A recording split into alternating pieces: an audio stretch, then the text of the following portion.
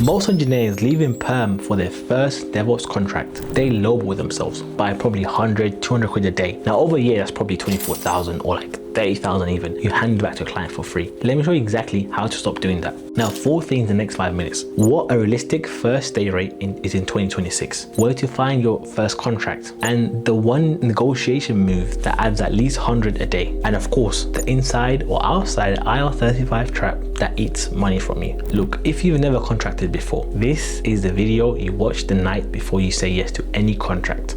First thing, the number. Forget Glassdoor, forget your mate's cousin who said £300. In the UK in 2026, a mid-level DevOps engineer with 3 to 5 years experience walking into their first contract is looking at 400 to 550 a day inside R35 and maybe 500, 650 outside. With a senior 6+ years, we're looking at 550 to 750. Principal or lead, you're hitting 800+. Now, if a recruiter opens up with 350 and tells you that's the market, the recruiter is either lying or the client cannot afford you, right off the bat. If you've got the skills for it, walk away. Second thing, where do you find them? Job boards are not always the best place to find contracts. There are a few good ones, but it's not always. By the time a contract hits Reed or Indeed, it's been on the agency's desk for 2 weeks. Maybe 12, 30 people have applied and the day rate's beaten down, right? 2 places that actually work for your first contract. Number 1, LinkedIn DMs from your, second or third degree network, or even first degree network, or ex-colleagues who moved to a new shop or a new place, right? That's probably your best inbound. Now update your headline to say open to contract, but to recruiters only, and maybe message 5-6 people you worked with in the last 3 years. That's it. And of course, there are a few specialist agencies. I don't say their names, maybe send me a DM and I'll send you their contacts and so on. These agencies, they sit on contract pipelines you'll never see on LinkedIn. The trade is that they take 15-20% off on top, right? You take a non-day rate that's been negotiated and they take their cut.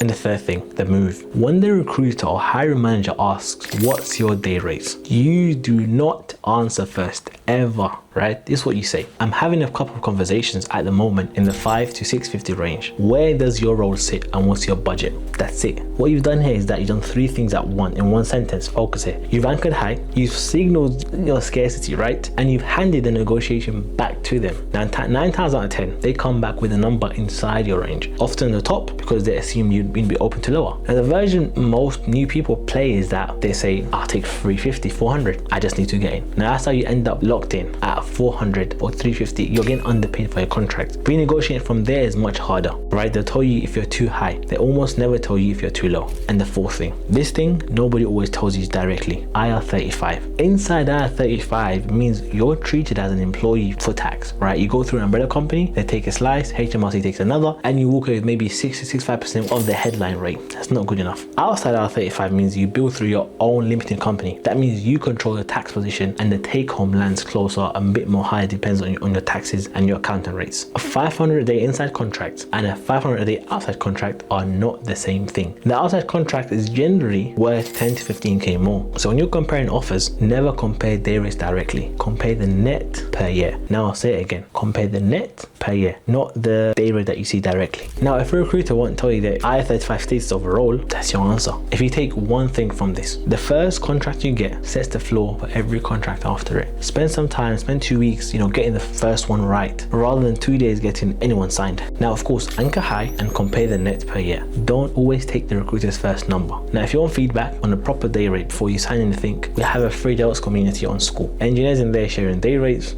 contracts and their IR35 status and so on. Link is in the description below. It's free. Come and have a chat before you say yes to a number you regret. See you in the next one.